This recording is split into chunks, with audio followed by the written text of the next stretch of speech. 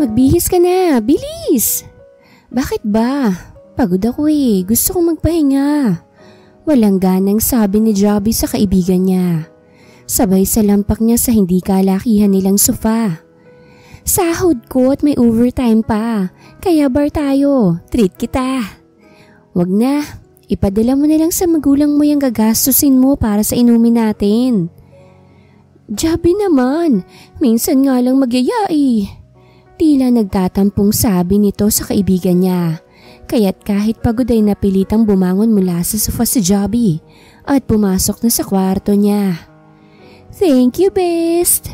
Nakayakap na sabi ni Elvira kay Joby. Huwag ka nang yumakap sa akin, hindi ubra sa akin yan.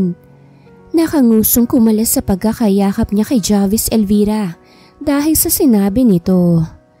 Tayo na, baka bigla pang magbagong isip ko't hindi na ako tutuloy. Nakangiting hinili ni Elvira sa Joby palabas ng apartment nila. Kaagad din naman silang nakasakay ng taxi papuntang bar. Ayoko ng hard, may trabaho pa ako bukas. Okay, ikaw ang bahala. Matapos mag-order ay iginala lang ni Joby ang paningin niya sa bar hanggang sa dumapo ang tingin niya sa isang lalaki. Nangunot ang noon niya ng makilalang lalaki. Ano naman ang ginagawa niya rito sa ganitong lugar? Naipilig ni Joby ang ulo niya. Baka namamaligmata lang siya sa nakita. Uy, may problema ba? Kanina ka pa nakatingin dyan . Sino bang tinitingnan mo? Nakikiusyoso na rin ang kaibigan niya sa kanya. Wala. O sige na, inom pa tayo. Nilagok ni Joby ang wine na nasa kanyang baso hanggang sa sunod-sunod na ang pag-inom niya. Hey! Hinay-hinay ka naman, baka malasing ka na niyan. Ano ka ba? Okay lang ako. Kaya ko pa naman. Nakangiti niyang ani kahit ang totoo ay gusto na niyang matulog. Dala ng pagod niya sa trabaho ay mabilis na tinablan sa iniinom niya sa Joby. Dito ka lang mag-enjoy lang ako sa dance floor. Tumangulang sa Joby at hinayaan ng kaibigan niya. Nang makalayo na ito sa kanya ay dahan-dahan naman siyang tumayo para hanapin kung nasaan ang CR sa naturang bar. Hey, handsome! Pwede bang magtanong kung nasaan yung CR niyo rito? Lasing niyang tanong sa bartender. Nasa pinakadulo po nito, miss. Gusto mo bang samahan na lang kita? No, it's okay. Kaya ko pa naman. Binaybay na ni Joby ang daan papuntang CR. At dahil sa lasing na siya hindi na niya napigilan pang gumewang ang paglalakad niya. At muntik pa siyang mauntog sa isang tao. Mabuti na lang at mabilis siya nitong nahawakan. Oh, sorry. Akala ko kasi pader lang. Nakangiti niyang sabi sa lalaki. Bakit ka nagiinom ng hindi mo namang kaya? Parang galit na sabi ng lalaki kay Joby. Teka lang, mamaya mo na ako pagalitan. Naiihi na ako Reklamo niya sa lalaki. Naiiling na lang na inakay siya ng lalaki papuntang ladies room. Nakasandal sa dingding ang lalaki habang hinihintay ang paglabas ni Joby. Ang sarap ng feeling ko. Nakangiting sabi ng dalaga habang palabas siya. Are you done? Napakislot pa ito nang magsalita na ang lalaki. Oh, andiyan ka pa pala? Nakangiti niyang sabi rito. Let's go. Sandali, saan mo naman ako dadalhin? Huwag mong sabihin itatanan mo ko Well, okay lang naman sa akin. Di na ako lugi sa'yo. Nakangisi nitong sabi. Lalong nailing si Harry sa sinabi ng dalaga sa kanya. Ang daldal mo kapag lasing ka. Pero kapag hindi, ang hirap mong kausap. Bakit? Kilala mo ba ako? Namumungay ang mga mata ni Joby na sinilip ang mukha ng lalaki. At dahil lasing na siya, hindi na niya ito makilala. Get inside. Mabilis namang sumakay si Joby sa kotse na hindi inaalala kung sino bang lalaking kasama. Samantalang panay naman ang hanap ni Elvira sa kaibigan niya pero hindi niya ito mahagilap. Nakailang tawag na rin siya rito pero hindi niya ito makontak. Asan ka na bang babae ka? Biglang nawalang kalisingan ko sa iyo Problemadong sabi ni Elvira sa kanyang sarili. Pagdating nila Joby sa hotel ay halos ayaw na niyang bumitaw sa lalaking kasama.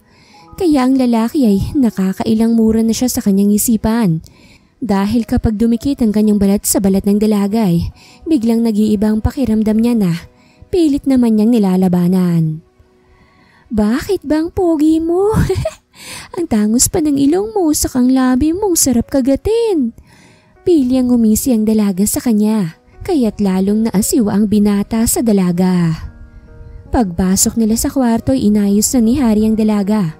Dahil naglulumikot ito kaya muntik na itong mahulog. Wisit! Mura niya nang hilahin siya ni Jobby. Saka siya siniil ng halik. Ang gwapo mo kapag nagbablush. Wala sa sariling sabi nito habang tumatawa nang pakawalan nito ang labi ng binata. What the heck? Malutong namura ni Hari nang mabuhay ang alaga niya sa kanyang harapan. Hindi na niya nakontrol ang kanyang sarili. Dala rin ang nainom niya kaya mabilis na tinablan siya sa ginawa ng dalaga. Kinabukasan, pagkagising ni Jobby ay sakit kagad sa ulo ang una niyang naramdaman. Pero nang magmulat siya ng mata ay gano'n na lang ang gulat niya nang hindi pamilyar sa kanya ang kwartong kinaroroonan. Nasaan ako? Babangon na sana ang dalaga pero naudlot ang gustong gawin ng may gumalaw sa bandang likuran niya. Oh my goodness! Pinigilan ni Jobby ang sarili na sumigaw dahil baka magising ang lalaking katabi. Kilala niya ang lalaki dahil kaibigan to ng boss niya at madalas to sa kumpanya kung nasa saan siya nagtatrabaho. Dahan-dahang bumangon si Jobby sa kinahihigaan niya at nagbihis. Pigil ang hininga niya na binuksan ng pinto at nakahinga lang siya ng maluwag nang makalabas na siya sa hotel. Saan ka ba nanggaling at bigla ka nalang nawala kagabi? Kagad na bungad ni Elvira sa kaibigan nang makauwi na ito.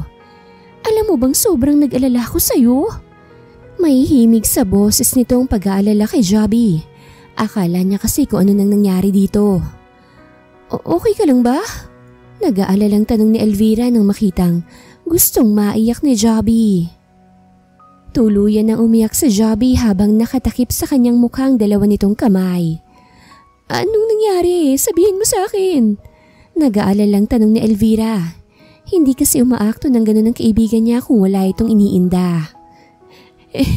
Hindi ko alam kung anong nangyari. Pero nagising na lang ako kasama ang isang lalaki.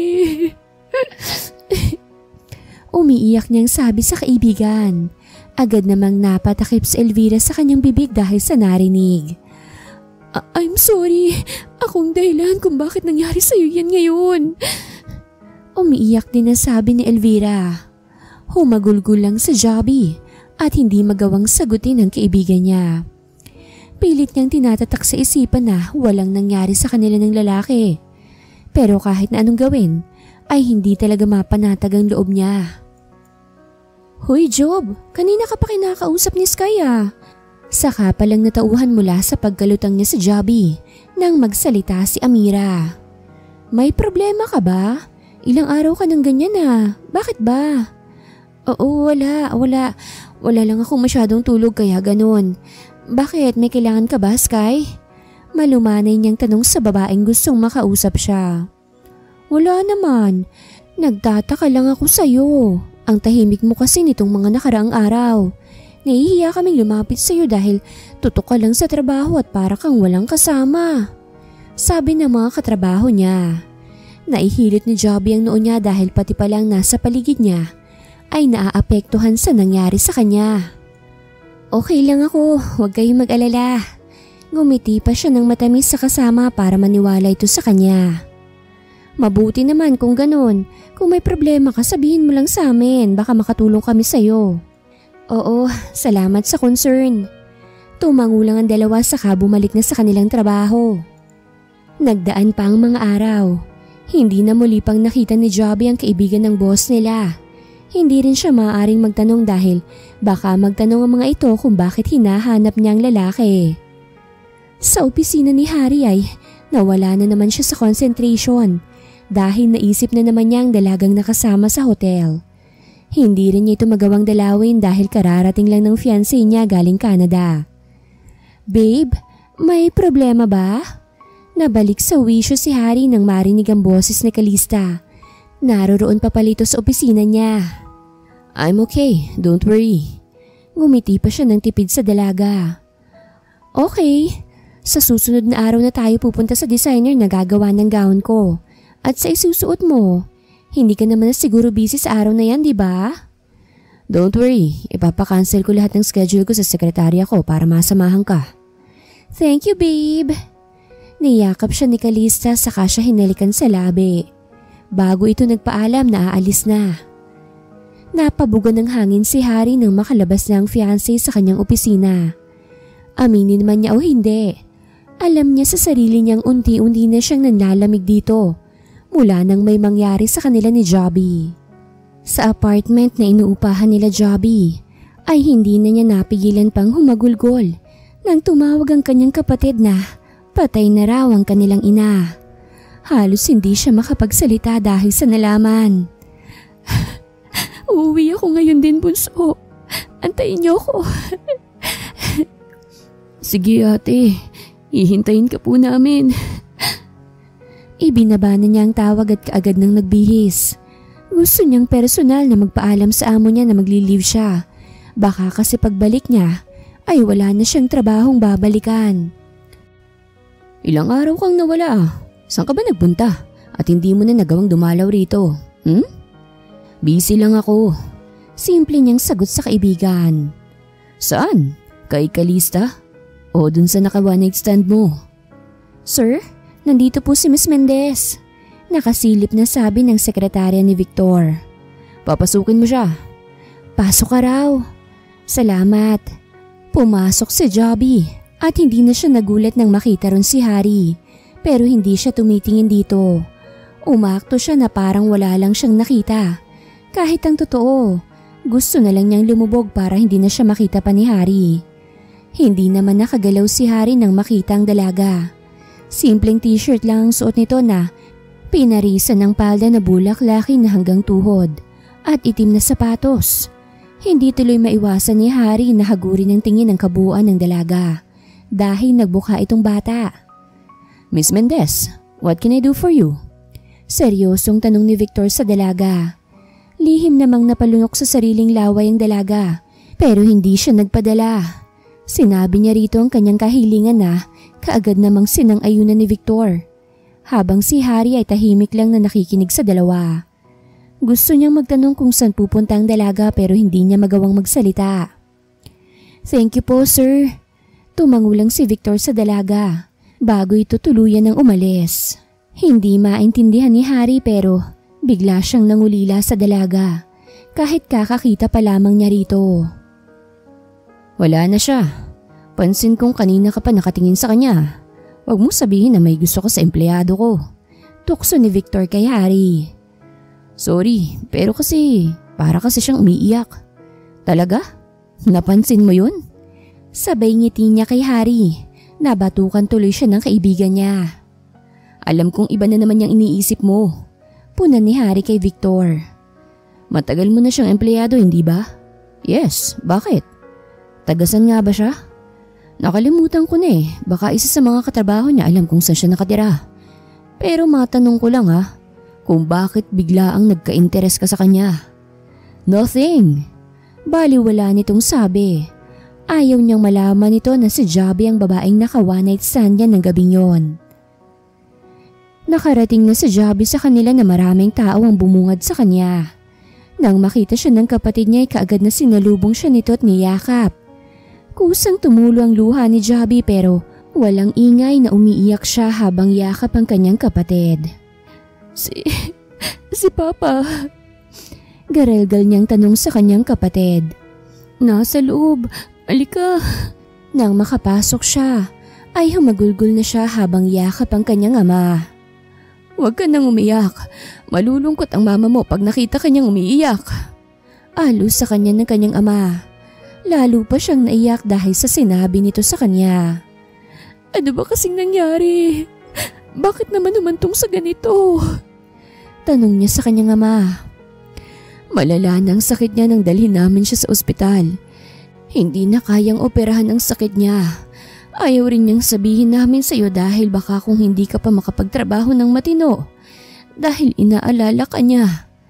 Masikip ang dibdib ni Jobby habang iniisip ang kanyang ina. Ang daya mo naman, May. Ang sabi ko sa'yo, gagala pa tayo. Umiiyak niyang sabi habang yakap ang kabaong ng kanyang ina.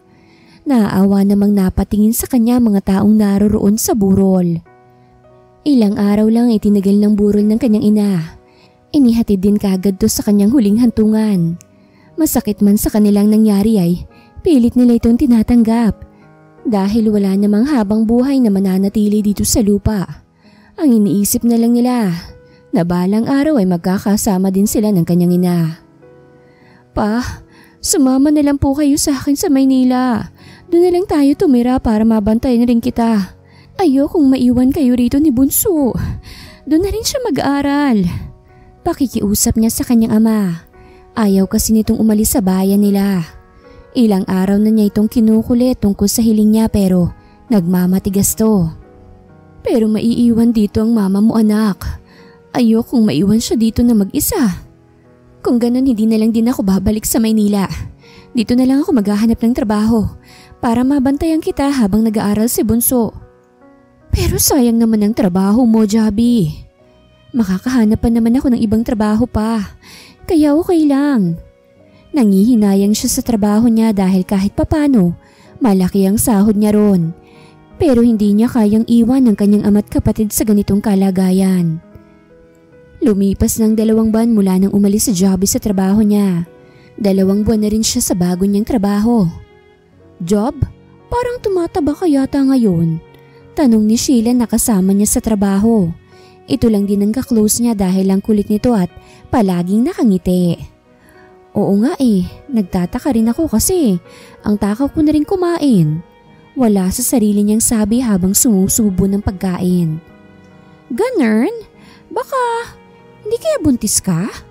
Muntik nang maibuga ni Jobby ang kinakain niya dahil sa sinabi ni Sheila. Ano ka ba? Bakit naman ako mabubuntis wala naman akong boyfriend? Nakangiti niyang ani sa kaibigan. Kahit ang totoo ay kinakabahan na siya sa sinabi nito. Talaga? Wala ka pang boyfriend? Bakit naman?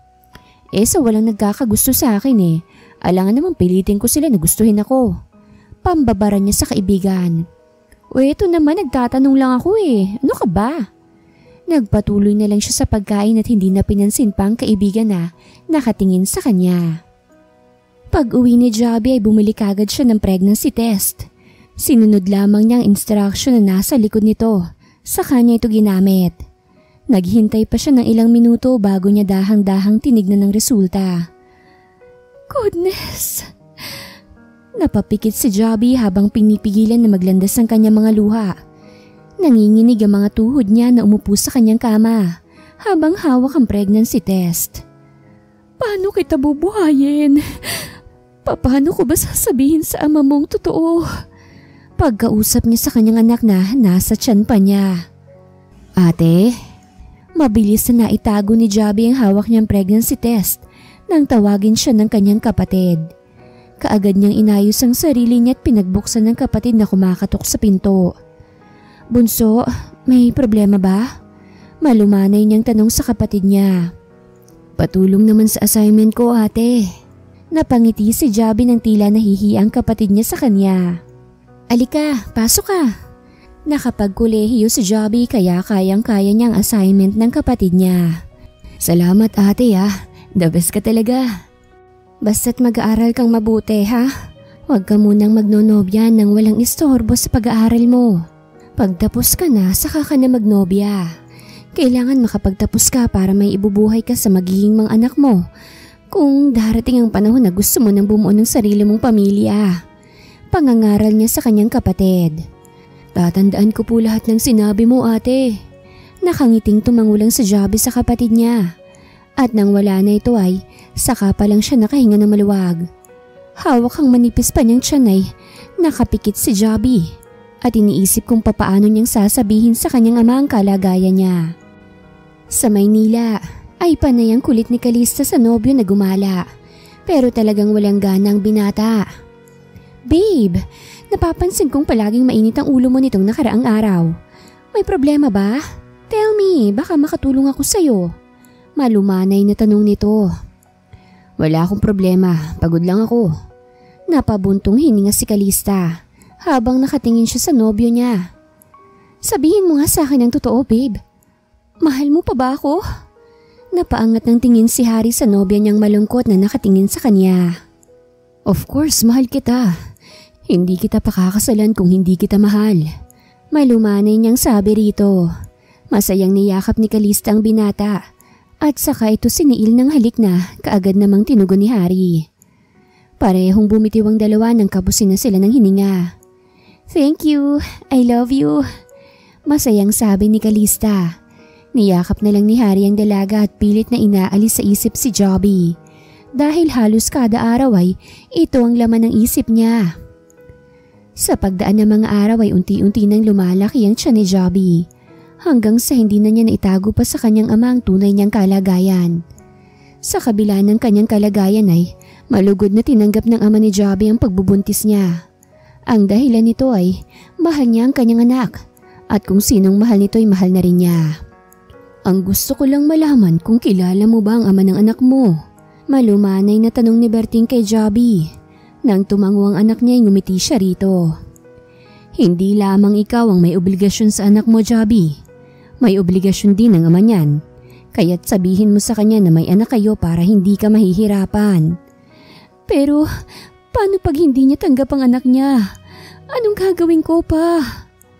Kung hindi niya tatanggapin, abay nandito tayo na handang mahalin siya. Ang importante malaman niyang may anak kayo. Dahil sa payo ng kanyang ama, nang walang pasok sa Jobby sa trabaho niya ay kaagad siyang lumuwas ng Maynila para makausap si Harry. Sana lang baby, tanggapin ka ng papa mo. Dahil kung hindi kawawa ka naman. Kausap niya sa anak habang hawak ang maumbok na niyang tiyan. Matapos malaman kung saan ang bahay ni Harry, ay kaagad na bumiyahe si Jobby papunta doon. Sakay sa isang taxi ay binaybay niya ang daan papunta sa bahay ng mga selis.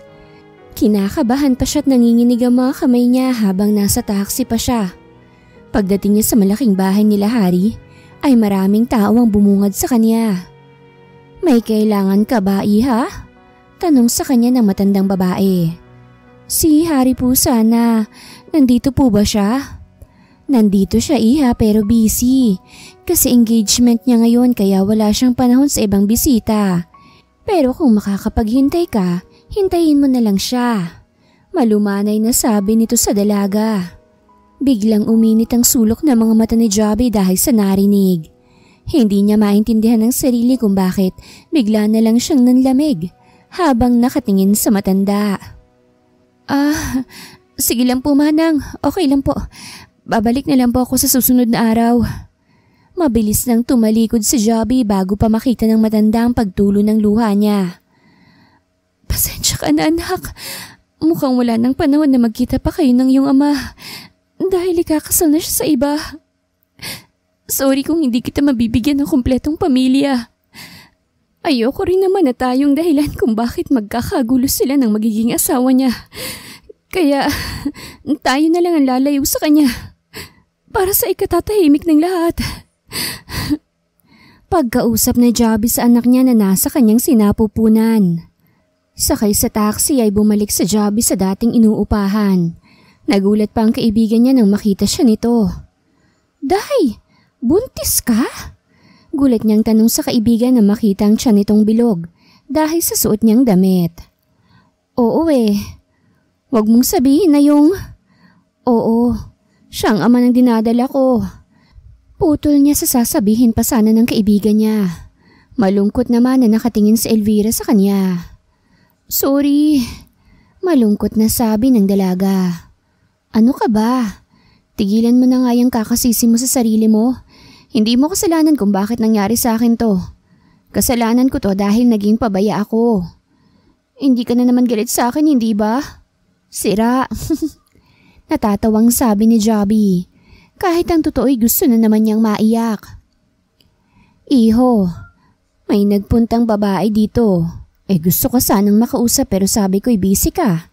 Sinabihan ko nga siya na hintayin ka na lang niya pero nagpaalam na siya kaagad. Sabi ng mayordoma kay Harry. Sino daw po siya manang? Pasensya ka na ihot, nakalimutan kong itanong ang pangalan niya eh. Sino naghahanap kay Hari, Manang? Sabay na napalingon si Hari at ang mayordoma kay Kalista nang magsalita ito sa likuran nila. Naku, wala iha. Nagtatanong lang at nawawala daw kasi siya. Nakangiting anya ng ginang. Totoo bang sinasabi niya? Yes. Kailan ba nagsinungaling si Manang?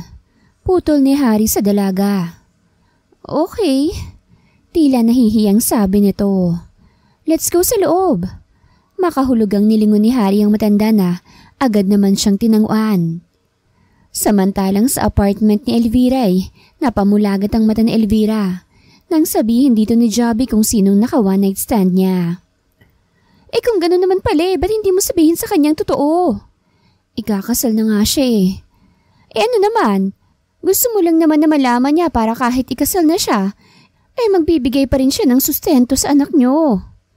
Pero paano kung mag-away sila ng dahil lang sa akin? Baka gawan pa ng asawa niya ng masama ang anak ko. As if naman nakahayaan ni Hari yun ano? Ewan ko. Hindi ko alam kung matatanggap niya pero samahan mo ko ah.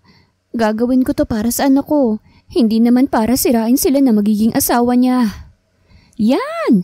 Tama yan! Pag-cheer up ni Elvira sa kaibigan niya. Kinabukasan, sa opisina ni Hari ay tutok na tutok siya sa kanyang laptop para sa gagawin nilang bagong project nang biglang may kumatok. Yes, come in. Sir, may gusto po na makausap ka. Sino? Tanong niya habang nasa laptop pa rin ang kanyang tingin. Jobby daw po, sir. Agad na napaangat ng tingin si Hari matapos marinig ang pangalan ng babae. Biglang bumilis ang tibok ng puso niya na hindi niya maintindihan. Papapasukin ko po ba siya, sir? Papasukin mo siya. Wala sa sariling sabi niya sa kanyang sekretarya. Nang bumukas muli ang pinto ay nakatitig lang si Hari sa babaeng kapapasok pa lang. Nang hagurin niya ito ng tingin ay napakunot ang kanyang noo dahil sa suot nito. Sit down, miss. Jobby, sir. Putol ni Jobby kay Hari. Okay, Miss Jobby. Anong maipaglilingkod ko sa'yo? Nakasandal sa upuan niya si Hari habang nakatitig sa dalaga. Lihim naman na napalunok sa sariling laway niya si Jobby. Parang gusto na lang niyang umurong. Pero nang maisip ang anak niya ay kusang bumalik ang lakas niya. Ano bang sasabihin mo, miss? Buntis po ako at ikaw ang ama. Putol niya sa binata. Hindi nakagalaw sa kinauupuan niya si Hari. Para siyang nabingi sa sinabi ng dalaga. You're pregnant? Are you sure? Papaanong alam mo na ako ang kasama mo ng gabing yun? Nung nagising ako kinabukasan nakita kita. Kilala mo ako pero hindi mo ako hinintay na magising. Bakit mo ako iniwan? Nahihiya kasi ako eh. Sigurado akong may ginawa na naman akong kalokohan ng gabing yun. Nakayukong sabi ni Jobby. Wala naman akong ibang intensyon kung bakit sinabi ko ito sa'yo. Alam kong ikakasal ka na sa fiancé mo. Ang gusto ko lang naman ay suportahan mo siya at hayaan mo siyang kilalanin kanyang ama. Iyon lang ang gusto ko. Diretsyong sabi ni Jobby. Paano mo nalaman na ikakasal na ako? Nanunuring tanong ni Hari sa dalaga. Doon ako galing sa inyo kagabi. Napakagatlabi si Jobby dahil sa iya. Unang pagkakataon kasi na nakikiusap siya sa isang lalaki. Pananagutan kong anak ko sa'yo. Huwag ka mag-alala. Hindi ko siya tatalikuran. Napabugan ng hangin si Jobby. Ang akala niya hindi aaminin ng binata ang ipinagbubuntis niya. Salamat. Iyon lang ang kailangan ko. Akmang aalis na siya nang magsalita si Hari. Wait. Pigil niya sa dalaga. Bakit? Calling card ko. Tawagan mo ako kung may kailangan ka. Alam mong busy ako pero pag kailangan mo ng tulong, tumawag ka lang kagad sa akin. Salamat. Inihatid siya ni Hari palabas ng kumpanya hanggang sa makasakay na ito ng taxi. Take care at ingatan mo ang anak ko. Sa kanya hinalikan sa noong dalaga. Biglang namula si Jobby dahil sa ginawa ni Hari. Isinara na nito ang pinto ng taxi saka siya umatras para makaalis ng dalaga. Kahit siya hindi alam kung bakit niya ginawa yun sa dalaga. Nagkatinginan ng mga empleyado ni Hari dahil sa nakita. Pero ni isa sa kanila ay walang nagsalita hanggang sa makadaan si Harry. May gustong tumili dahil ang sweet daw ni Harry. Meron ding naiinggit kay Jobby dahil napakasimple lang nito pero nagustuhan siya ng boss nila. Hoy, di ba? Kaka-engage lang ni Sir kahapon? Sabi ng isang babae. Psst! Magsibalik nga kayo sa mga trabaho nyo. Huwag na kayong nakikialam sa personal na buhay nila. Putol ng isa pang babae nang makitang nakatingin sa kanilang manager. Kaya nagsibalikan sa kanilang trabaho ang mga empleyado. Dahil ayaw nilang masisante sa trabaho. Hindi mapakali si Harry habang nagre-review sa mga papeles na nasa mesa niya. Na kay Jobby lang ang isip niya. Hindi niya namalaya na nakangiti na pala siya habang iniisip ang dalaga at ang anak nila. Nabatukan pa niya ang kanyang sarili kung bakit hindi niya kinuhang number nito. Nagdaan pa ang mga araw. Mula nang malaman ni Harry ang tungkol sa pagbubuntis ni Jobby ay hindi na siya mapakali. Panay pa ang silip niya sa kanyang cellphone dahil baka tumawag ang dalaga at hindi niya lang narinig. Babe, kanina ko pang napapansin na panay ang tingin mo sa iyong cellphone ah. May hinihintay ka bang importanteng tawag? No, wala. Mabilis ang sagot ng binata. Ilang araw na kasi ang nagdaan pero hindi pa rin kumokontak si Jobby sa kanya. Pagkatapos natin kumain, iuwi na kita dahil may pupuntahan pa ako. Hindi ba ako pwedeng sumama? No. I mean, ayokong mapagod ka kaya ihahatid na lang kita. Dahilan niya sa dalaga. Mabuti na lang at nakinig to sa kanya. Matapos nilang kumain ay inihatid na niya ang dalaga. Saka siya umalis kaagad. Nagtataka man si Kalista sa inaasa ng fiancé niya ay sinawalang bahala na lang niya ito. Dahil alam naman niyang mahal siya ng binata. Uuwi ka na sa probinsya? Gulat na tanong ni Elvira kay Jobby. Oo, kailangan ko nang bumalik sa trabaho ko eh. Hindi po pwedeng hindi ako babalik doon. Siguradong mapapagalitan na ako nito. Anya sa kanyang kaibigan. Pero paano si Harry? Anong sasabihin ko pag hinanap ka niya rito? Wala naman akong sinabi sa kanya kung saan ako tumutuloy. Papuntahin mo na lang kaya rito ang papa't kapatid mo. Suggestion ni Elvira sa kaibigan. Pag nasa probinsya kasi ito hindi niya ito matutulungan dahil nasa Maynila ang trabaho niya. Ayaw iwanan ni Papa ang lugar kung saan inilibing si Mama, kaya hindi ko siya po pwedeng pilitin. Paliwanag niya kay Elvira. Napatango na lang ang kaibigan niya sa kanya. Babe, may tumatawag sa cellphone mo. Tawag ni Kalista sa binata pero wala itong reply. At dahil ano nang nakalagay ay sinagot na lang to ni Kalista. Hello?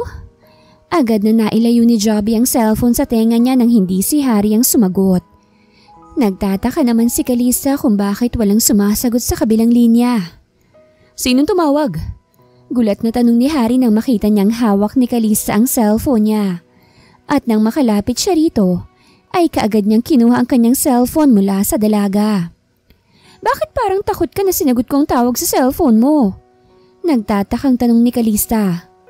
May tinatago ka ba sa akin, Harry? May diing tanong ni Kalista sa binata. Wala akong tinatago sa'yo. At kung meron man, hindi mo na kailangan pang malaman. What? So may tinatago ka nga sa akin. Anong tinatago mo, ha? Sabihin mo sa akin ang totoo. May iba ka na bang babae, ha? Sinong babaeng yon? Sabihin mo sa akin ang malaman niya kung sino si Kalista na gusto niyang agawan ng fiancé. Galit na sabi ni Kalista sa binata. Nang akmang hahawakan to ni Harry nang iwaksi niya ang kamay ng binata. Huwag mo akong hawakan. Sabihin mo sa akin ang totoo.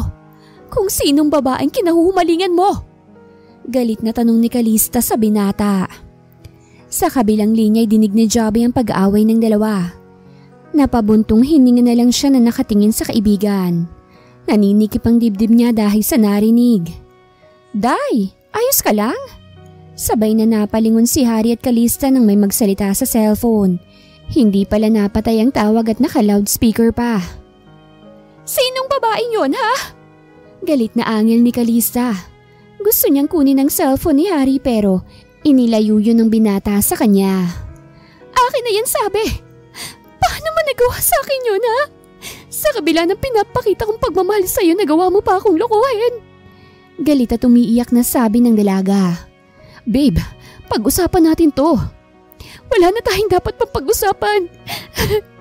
Umiiyak na sabi ng dalaga. Iniwan niya na ang nobyo sa bahay nila at umalis siyang umiiyak. Sobrang sakit ang nararamdaman niya kahit wala naman siyang nakita at katibayan. Nasaktan pa rin siya. Pakiramdam niya isasabog ang dibdib niya dahil sa sobrang selos. Samantalang sa apartment ni Elvira ay nakahinga siya ng maluwag nang kumalma na ang pakiramdam ng kaibigan niya. Nang tumunog ang cellphone ni Jobby ay siya nang sumagot. "Where are you? Pupuntahan kita." Batid sa boses nito ang pag-aalala sa kaibigan niya. Dahil nasa kwarto si Jobby ay sinabi na lang niya rito kung saan ang address niya. Hindi nagtagal ay dumating na si Harry. Nandun siya sa kwarto nagpapahinga. "Pwede ba akong pumasok?" Marahang tumango si Elvira at hinayaan ng lalaki na puntahan si Jobby. Pagpasok ni Harry sa loob ng kwarto ay kita niyang nakasandal sa dingding ang dalaga habang nakaupo sa kama. Hindi na siya nagtanong pa kung papaano nito nalaman kung saan siya tumutuloy. "I'm sorry." Sa halip na ang binatang humingi ng tawad ay si Jobby ang humingi ng tawad sa kanya. "Wala kang kasalanan. Ako ang dapat na humingi sa ng tawad. Alam kong narinig mong lahat. I'm so sorry." Bumuntong hininga si Jobby. "Nag-away patuloy kayo dahil sa akin. Mabuti na rin sigurong nandito ka. Tumawag ako para sana magpaalam na babalik na ako sa probinsya namin." "What? No. I mean, paano kita maaalagaan kung nasa malayo ka?" Ngumiti ng matamis si Jobby kay Harry. "Huwag ka mag-alala. Aalagaan kong sarili ko at ang anak ko. Alam kong komplikadong lahat para sa iyo at ayokong dumagdag pa sa mga problema mo." "Hindi ka naging problema sa akin." Ngumiti lang ulit si Jobby. "Alam kong magagalit ang fiancé mo pag nalaman niya ang lahat ng ito. Kaya't ilalayo ko muna ang anak ko. Pwede mo akong dalawin doon kung gusto mo. Huwag ka mag-alala. Kahit wala siya sa tabi mo ay ikaw pa rin ang kikilalanin niyang ama. Ayusin mo munang sa pagitan mo at ng sa fiancé mo. Ayokong mag-away kayo ng dahil lang sa amin ng anak ko." Naaawang nakatingin si Harry sa dalaga. Ang akala niya ipipilit nito sa kanya na samahan siya pero nagkamali siya ng iniisip. "Okay, papayag ako sa gusto mo. Pero sabihin mo sa akin kung saan ang eksaktong address mo para mapuntahan kita kagad pag naayos ko nang sa pagitan namin ni Calista. At bago ka umalis, bibili muna tayo ng mga gamit ni baby. Magwi-withdraw na rin ako para may magamit kang pera kung sakaling matagalan ako." Mahinahon niyang sabi sa dalaga.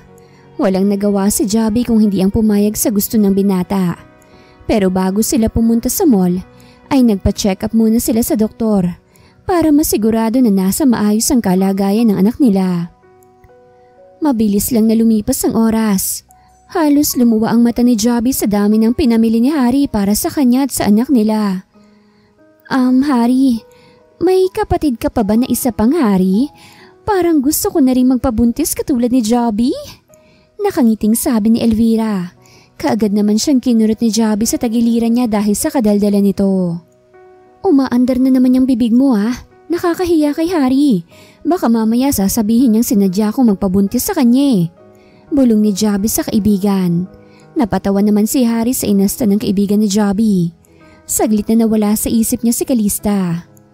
"Wala na akong kapatid na lalaki. Puro babae kasi mga kapatid ko at lahat sila nasa abroad na. Pero may kaibigan at mga pinsan ako." Nakangiti niyang sabi. Napatili naman si Elvira sa sinabi ng binata. Maging si Jobby napatawa na rin sa reaksyon ni Elvira. "Kumain na muna tayo para hindi na kayo magluto pag uwi niyo." Ani Harry sa dalawa. "Yan talagang kanina ko pang hinihintay na sasabihin mo eh." Nakangiting sabi ni Elvira. Lalo pang napatawa si Harry sa kaibigan ni Jobby. Halos lahat ng gusto ni Jobby ay kinuha ni Harry. Gusto niyang kumain ng masusustansyang pagkain ng dalaga para maging malusog ang anak nila paglabas nito. "Salamat sa lahat ng pinamili mo sa akin at sa anak ko ah." Pasasalamat ni Jobby sa binata. "Anak natin."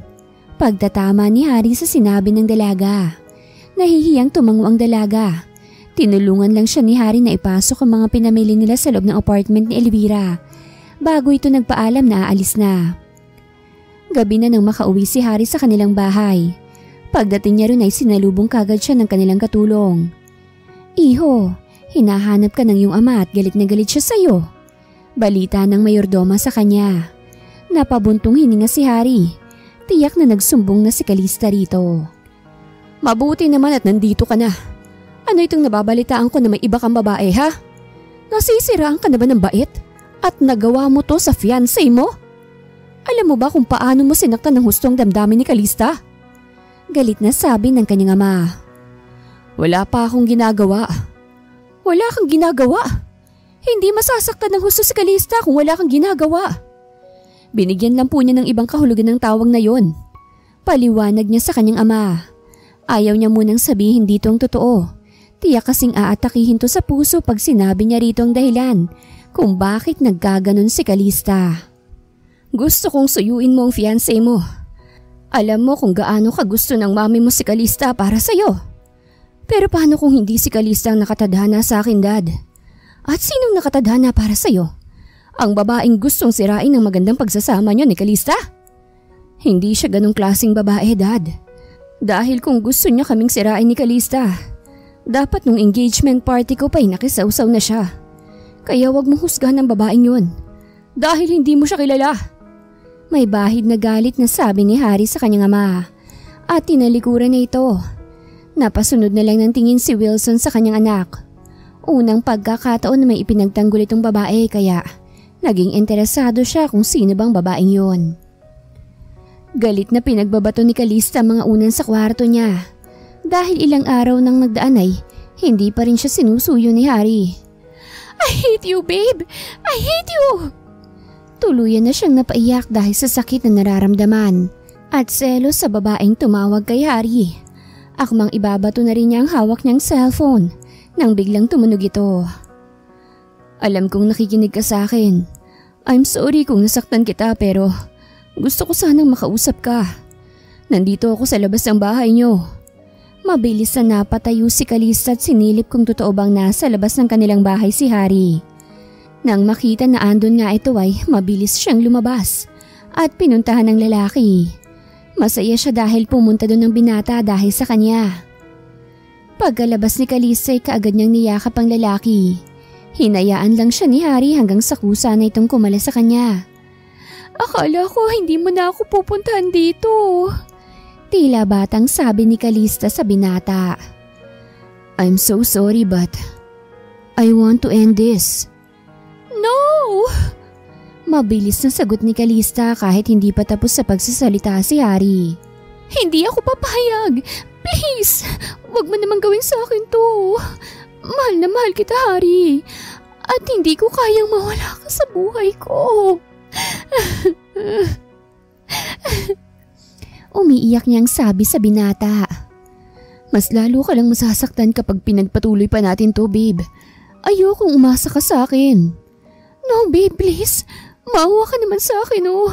Gagawin kong lahat ng gusto mo basta wag mo lang akong iwan. Please. Naaawang nakatingin si Harry sa dalaga. Ayaw niya itong masaktan pa kaya gusto na niyang putulin ang ugnayan nilang dalawa. Hindi ako karapat-dapat sa'yo, babe. May pananagutan ako sa iba kaya ako to ginagawa. Dahil ayokong mas lalo ka lang masaktan. Anong ibig mong sabihin? Paano nagkaroon ka ng pananagutan sa iba? May anak na ako sa iba at ayokong lumaki siyang walang ama. Isang malakas na sampalang dumapo sa mukha ni Harry at nasundan pa ng isa pero hindi siya nanlaban. Hinayaan lang niyang dalaga na saktan siya nito. Bakit mo nagawa sa akin to, ha? Buong buhay ko, pagmamahal ko sa'yo. Sa'yo ko lang inalay dahil umaasa ako na mahal mo din ako. Nakatulad ko, hindi ka na maghanap ng iba. Pero bakit? Hagulgol na ang dalaga. I'm sorry. Hindi madadala ng sorry mong sakit na nararamdaman ko ngayon dahil sa'yo. I know. Alam mo ba talaga? Pero bakit, ha? Bakit siya pa?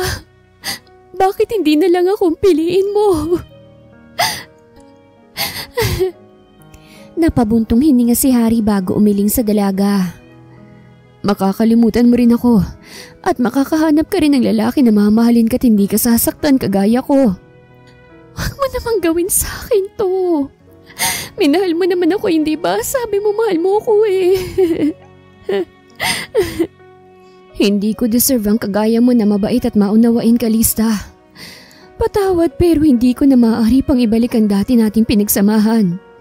Mahal kita pero mas pipiliin ko sila. Malungkot na sabi ni Harry bago tinalikuran ng dalaga. Napahagulgol na lang si Calista. Nakaalis na si Harry pero si Calista ay nasa labas pa rin ng kanilang bahay. Naaawa naman na magulang niya sa kanya pero wala silang magawa para sa anak nila. Hindi nila pwedeng pilitin si Harry para ituloy ang kasal ng dalawa. Alam nilang kahihiyan to sa pamilya nila pero ayaw nilang makasal ang anak nila sa lalaking hindi naman tumahal. Wala ka na ba talaga sa matinong pag-iisip mo, ha? Harry, hindi lang ang pamilya ni Calista ang pinahiya mo. Pati ang pamilya natin, nilagay mo rin sa kahihiyan. Galit na sabi ni Wilson sa anak niya. Katatawag lang kasi ng dalaga sa kanyang ama. Masasaktan lang siya pag nagpatuloy pa ang kasal namin. Ipinagpalit mo lang si Calista sa babaeng hindi mo pa kilala ng lubusan. Babaeng galing lang sa probinsya. Hindi mo alam ang tunay niyang pagkatao kaya't layuan mo siya. She's the mother of my child, Dad, for goodness sake. I know her dahil matagal ko na siyang kilala at matagal na akong may gusto sa kanya. Pero hindi ko lang magawang sabihin dahil mahirap siyang paamuhin. Kaya wag mo sabihin na hindi ko siya kilala dahil kilalang kilala kong babaeng ina ng anak ko. May diing sabi ni Harry. Hindi makapaniwalang nakatingin si Wilson sa anak niya. Para bang biglang umurong ang dila niya nang marinig na may anak na ito. Nang malaman ng ina ni Harry ang nangyari ay malungkot na kinausap nitong anak niya. Siguraduhin mo lang na matino ang babaeng yan, Harry. Dahil kung hindi, ako mismo ang maglalayo sa kanya mula sa iyo. Banta ng kanyang ina sa kanya. Thank you, Mom. Parang nabunutan ng tinik si Harry nang makausap ang kanyang ina. Si Calista na lang at ang kanyang amang problema niya. Mabilis na lumipas sa mga araw at naging mga buwan. Malaki na ang tiyan ni Jobby. Gusto sana niyang tawagan si Harry pero hindi niya magawa. Dahil baka si Calista na naman ang makasagot sa tawag niya. So, ikaw palang babaeng umagaw kay Harry mula sa akin. Napalingon si Jobby sa likuran niya nang may babaeng nagsalita. Excuse me, sino ka? Sino ako? Wow! Hindi ba sinabi ni Harry sa'yo na ikakasal na siya? O baka naman sinabi niya pero balak mo lang talagang sirain kaming dalawa. Isa kang mga agaw. Galit na sabi ni Calista. Wala akong alam sa sinasabi mo. Wala kaming relasyon ni Harry kung yan ang iniisip mo. At lalong wala akong inaagaw sa'yo. At sa tingin mo ba maniniwala ako sa'yo? Hindi mo ako mapapaniwalang malandi ka. Ikaw ang dahilan kung bakit hiniwalayan ako ni Harry. At hindi na matutuloy ang kasal namin dahil sa'yo. Kaya hindi ako papayag na ako lang ang magdurusa. Gusto kong pati ikaw ang magdusa rin. Galit na sabi nito. Takot na umatras sa Jobby pero mabilis na nahila ni Calista ang buhok niya at sinampal ng 2 beses. Napadaing sa sobrang sakit si Jobby dahil sa pagsampal ni Calista. Akmang susuntukin nitong tiyan niya nang mahawakan niyang kamay nito. Sa tingin mo ba hahayaan ko na saktan mong anak ko? Nagkakamali ka, baliw ka ba? Mabilis na nabitiwan ni Calista si Jobby dahil parang mababali na ang kamay niya dahil sa lakas ng pagkakahawak nito sa kanya. Hindi siya makapaniwalang nagawa pa nitong lumaban kahit malaki na ang tiyan nito. Wala akong inagaw sa'yo simula pa lang. Kung may nangyari man sa amin ni Harry, dahil lang yun sa kalasingan namin at wala akong balak na magpabuntis sa kanya. Pero nung magagawa ko kung sharpshooter ang boyfriend mo at nagawa niyang makabuo kagad kami sa isang gabi lang. Gusto ko lang na maging ama siya ng anak ko hindi para agawin siya mula sa'yo. Matalim na tingin kagad ang ipinukol ni Calista sa babaeng kaharap niya. Gusto niya itong saktan at kaladkarin pero nang maisip ang anak nito ay bigla siyang naduwag.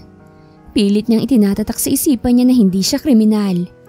Pero nang maisip si Harry ay bigla na lang nagdilim ang paningin niya. Nawala siya sa tamang pag-iisip. kaya't nagawa niya ng masama ang babaeng kaharap. Ang anak ko!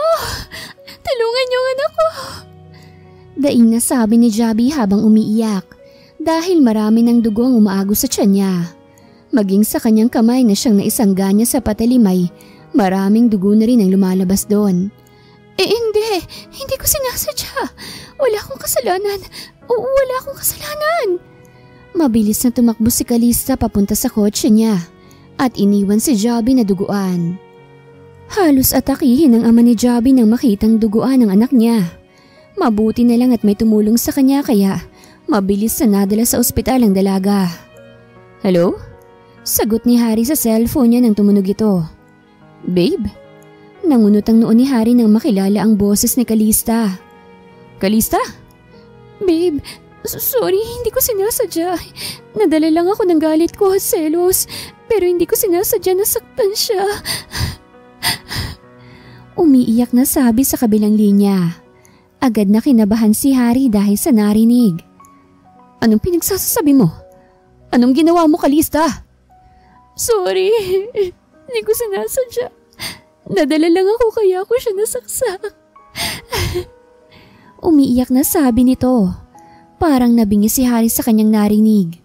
Agad niyang nabitawan ng kanyang cellphone at wala sa sariling tumakbo palabas ng kumpanya. Nagtataka pa ang mga empleyado sa ginawa niya pero wala siyang pakialam. Sobrang kaba at takot ang nararamdaman niya sa mga oras na iyon. Sa ospital kung saan naroroon si Jabi ay kaagad na inoperahan siya. Kailangang makuha ang anak niya sa kanyang tiyan. 7 buwan pa lamang ito pero kailangan na itong ilabas. Mabuti na lang at hindi malalim ang sugat niya.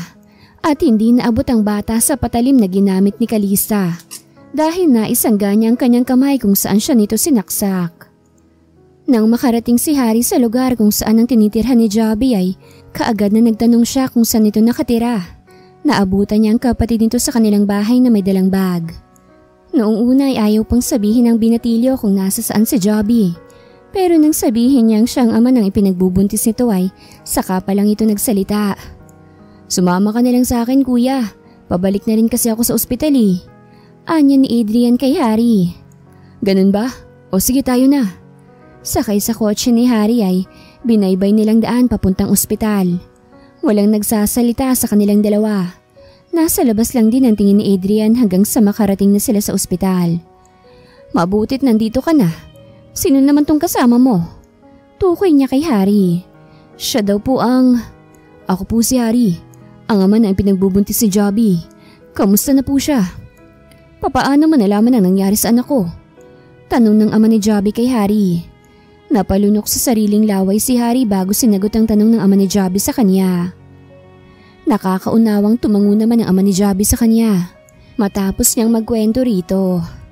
Sana maging leksyon sa iyong nangyari sa anak ko ngayon. Huwag mo na sanang hahayaan na masaktan pa sila ulit ng apo ko. Makakaasa po kayo na alagaan ko pong mag-ina ko. Tumango lamang Gino't isinama si Harry sa kwarto ni Jabi. I'm so sorry kung nangyari to sa'yo. Patawad kung akong dahilan kung bakit ka nalagay sa alanganin at ang anak ko. Mahinang sabi ni Harry sa dalagang natutulog. Kamusta na pong anak ko? Baling na tanong niya sa ama ng dalaga. Nasa incubator na siya. Kailangan siyang obserbahan dahil kulang siya sa buwan. Pero sabi naman ng doktor ay nasa maayos na raw na kalagayan ng bata. Paliwanag ni Berting sa binata. Maraming salamat po. Tumango lang si Berting sa binata at hinayaan nito na siyang magbantay kay Jabi sa ospital. Nagising si Jabi na may nakahawak sa kamay niya. Nang lingunin niya ito ay mukha ni Harry na natutulog ang bumungad sa kanya. Hindi siya makapaniwalang nandoon ito. Napangiti pa siya nang matitigan ang mukha nito. Mula sa matangos nitong ilong, sa manipis itong mga labi at animoy, inaakit siyang halikan noon. Done checking on me? Nakangiting sabi ni Harry bago siya nagangat ng tingin.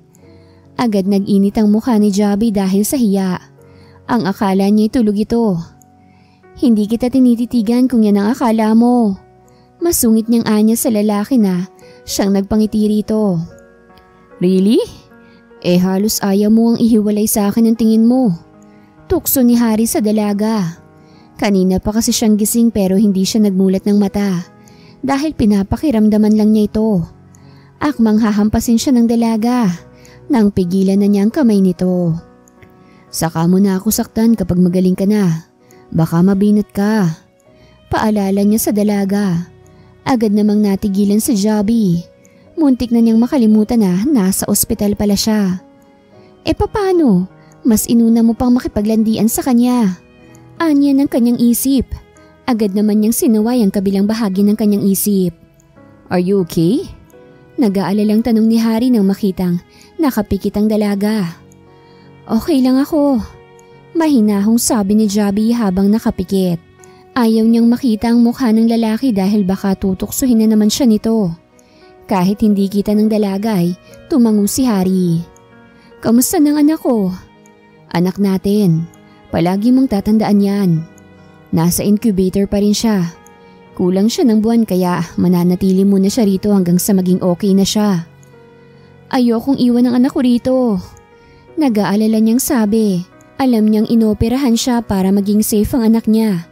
At tiwala siyang lalaban ng anak niya para sa kanya. Naiintindihan ko. Huwag kang mag-alala. Araw-araw naman nadadalawin natin siya rito. Ano nang nangyari kay Calista? Nang marinig ang tanong ng dalaga ay bumalik ang galit ni Harry sa dating nobya. Nagdilim din ang mukha niya. Kung nasa harapan pa niya si Calista, ay tiyak na nasa kanan niya ito. Aminado siyang dahilan kung bakit nagawa yun ng dating nobya. Pero ang patayin ng anak niya ay sobrang galit ang naramdaman niya para dito.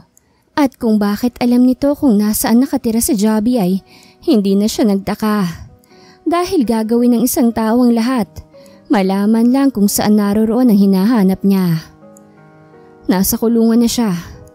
Ang kaibigan ko nang nagsampa ng kaso para sa akin. Tumawag kaninang kaibigan ko na nakakulong na daw ngayon si Calista. Hindi ko hahayaan na hindi siya mananagot sa ginawa niya sa'yo at sa anak ko. Napabuntong hininga si Jobby. Kahit siya hindi niya hahayaan na hindi makulong ang taong gustong patayin siya at ang anak niya. Sigurado ka ba na okay ka na? Sabihin mo kung may masakit pa sa'yo para hindi ka na muna ma-discharge. Mahinahong sabi ni Harry. Okay na ako. Siguradong malaki nang mababayaran ko dito kapag nagtagal pa tayo. Huwag mo nang alalahanin ang bayarin dito sa ospital. Ako nang bahala dun. Marahang tumango si Jobby sa binata. Anak, hintayin na lang natin ang doktor mo ha. Tapos ay uuwi na tayo. Salamat po pa. Sa kanya ka magpasalamat dahil siyang sumagot sa lahat ng gastusin dito sa ospital. Turo ng kanyang ama kay Harry. Salamat ulit. Tumango lang si Harry sa dalagat nginitian to.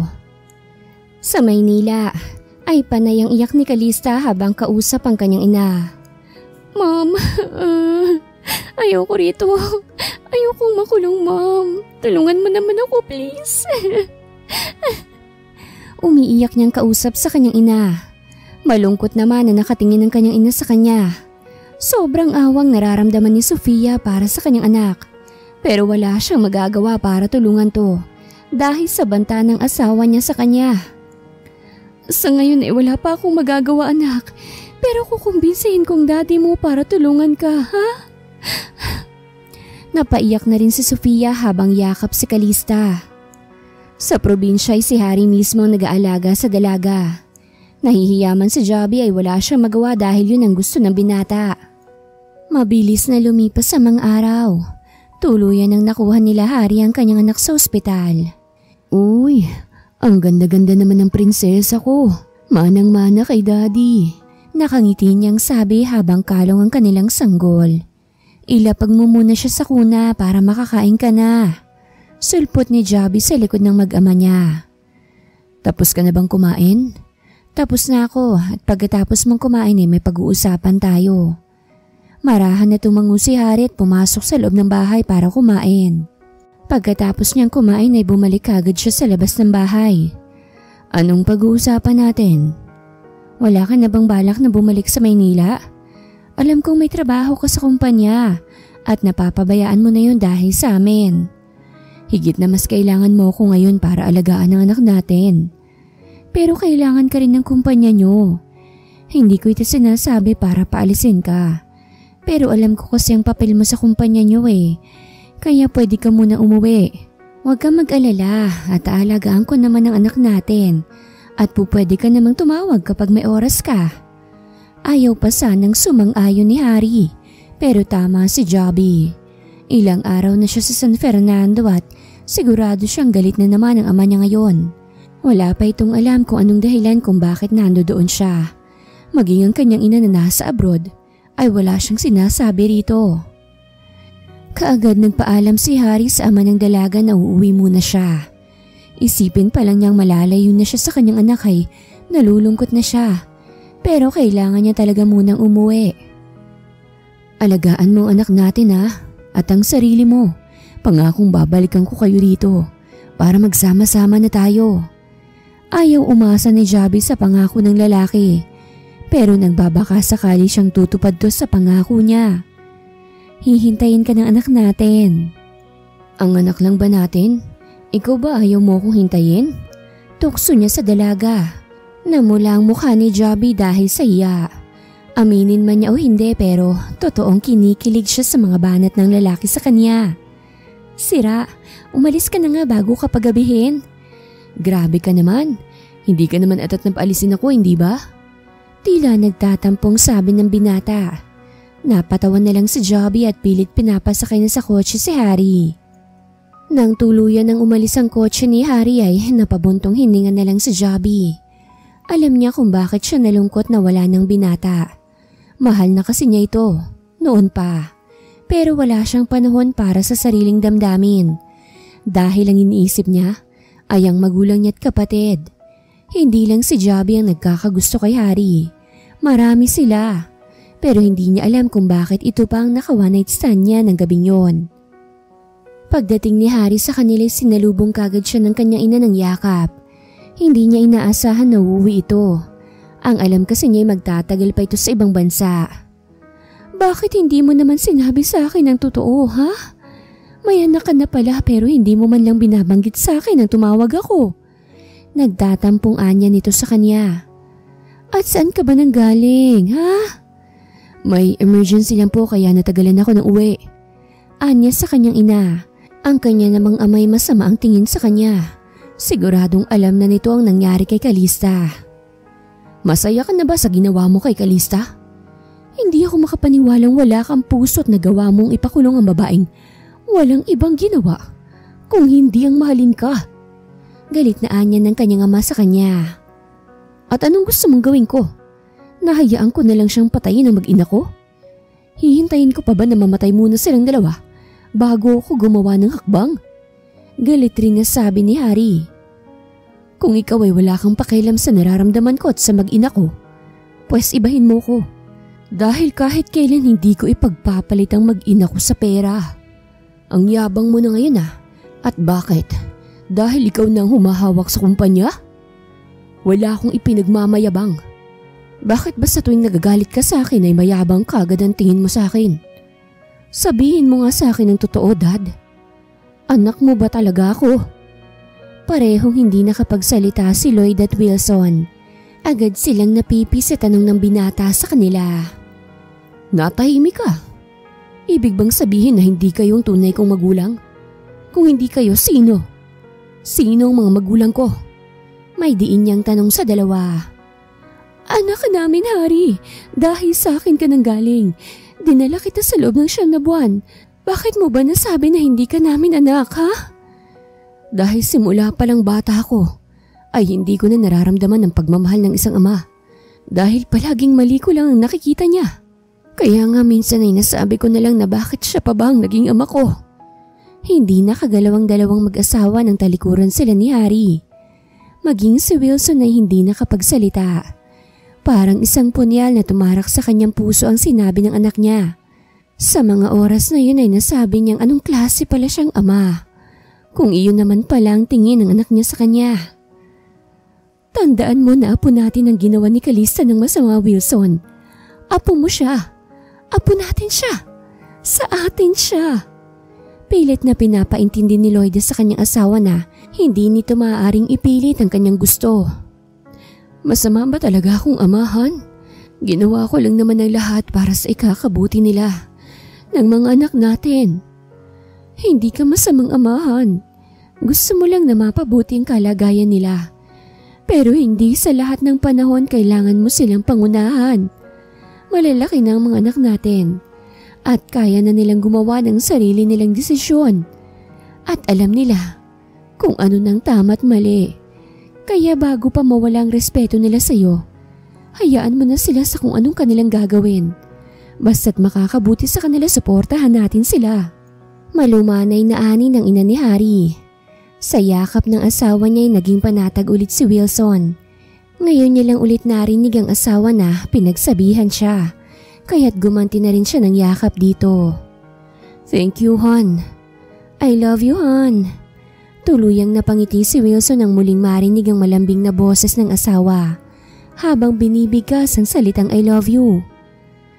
Matapos lahat ng kakailanganin niya ay nagpaalam na ulit si Harry sa kanyang ina na babalik siya sa kanyang mag-ina. At pansamantalang ito na muna ang magpapatakbo sa kumpanyang pinamamahalaan niya. Mag-iingat ka ron, anak. Kung may kailangan ka, tumawag ka kagad. Paalala ni Lloyda sa anak niya. Thank you, Mom. Humalik muna siya sa noon ng kanyang ina bago ito tuluyang umalis. Pinanood lang ni Wilson ang mag-ina niya. Alam niyang galit pa rin sa kanya ang kanyang anak kaya hinayaan na lang niya ito na umalis. Nagulat si Joby nang makita ang lalaking ilang araw na niyang iniisip. Akala ko ba magtatagal ka pa ron? Kaagad na tanong niya rito nang makalapit ito sa kanya. Hindi ko na kayang malayo pa ng matagal sa anak ko. Lalo na sa'yo. Makahulugan itong sabi habang nakatitig sa dalaga. Nasa labas to ng bahay kasamang anak niyang nasa kuna. Anong pinagsasasabi mo? Nakakunot ang noon na tanong ni Joby sa binata. Kahit ang totoo ay iba ang pagkakaintindi niya sa sinabi nito. At kinilig siya kahit wala pa itong sinabi na ayaw nitong malayo siya rito. Mabilis na hinapit ni Harry ang dalaga sa bewang at niyakap to. I missed you so much. Kung alam mo lang kung papaano ko pinigilan ang sarili ko noon para yakapin at halikan ka. Anong ibig mong sabihin?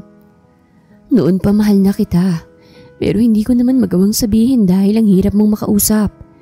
Hindi makapaniwalang nakatitig si Joby sa binata. Mahal mo ko? Nag-aalang ang tanong niya sa binata. Yes, noon pa. Pero bakit pumayag ka na ma-engage ka kay Kalista kung mahal mo naman pala ako?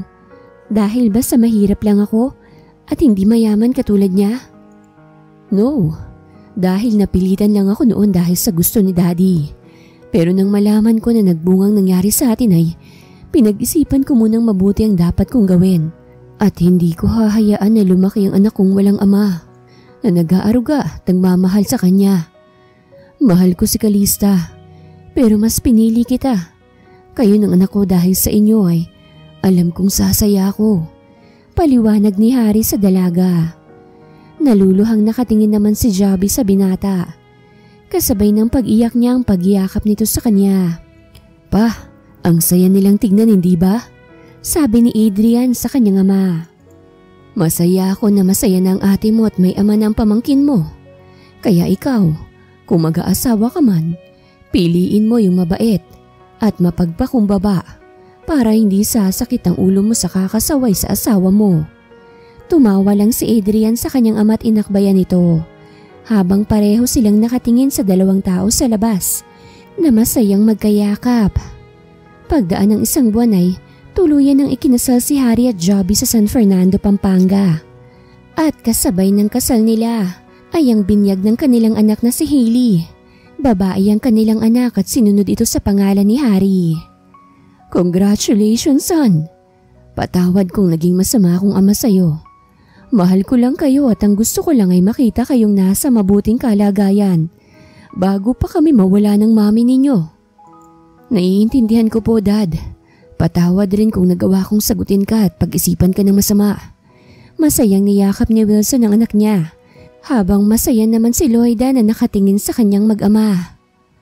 Congrats, Day! Sa wakas ay asawa ka nang talaga!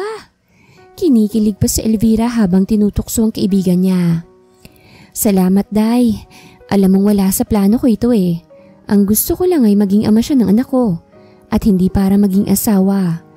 Pero ano bang magagawa ko kung noon pa lihim na akong may pagtingin sa kanya at hindi ko na siya magawang tanggihan para maging asawa niya. Nagtawanan ng dalawa habang iba naman ay nagkakasiyahan.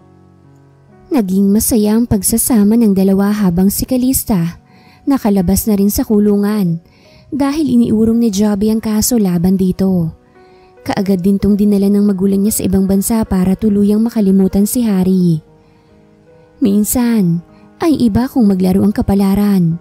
Kung sino yung hindi mo pinapangarap ay siya pang nakakatuluyan mo. Happy anniversary, love! Happy anniversary din, love! Salamat at dumating ka sa buhay ko. Kayo ng anak natin. Wala na akong mahihiling pa dahil ibinigay na ng Diyos ang lahat ng pangarap ko. At isa ka na ron. I love you, love. Mahal kita hanggang sa huling hininga ko. Me too. I love you until my last breath. Wakas.